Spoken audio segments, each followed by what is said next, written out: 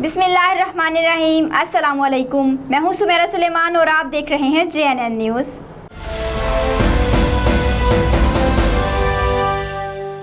कच्चा में अगवाकार एक बार फिर सरगर्म। थाना भूंग के इलाके में नौजवान को अगवा कर लिया गया। पुलिस का अगवाकारों का ताक़ुब जारी।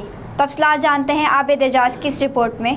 सादकाबाद के इलाका कच्चे में डाकू एक बार फिर अगवा बराए तावान के लिए सरगर्म हो गए हैं। थाना भूंग की हदूद में वाक़िया मौजा गाजियाबाद से कुछ मुसल्लह डाकू मकामी नौजवान को मोटरसाइकिल समेत अगवा करके ले गए हैं। 27 साल मुनीर अहमद अपने दोस्त असगर कोश के हमरा मोटरसाइकिल पर जा रहा था। अगवाकारों ने दोनों दोस्तों को अगवा किया, खेतों में ले जाकर तशद्दुद किया और असगर कोश को छोड़कर मुनीर अहमद को मोटरसाइकिल समेत अपने साथ ले गए। वक़ूए की इत्तला पाते ही पुलिस की भारी नफरी डाकुओं के ताक़ब में रवाना हो गई।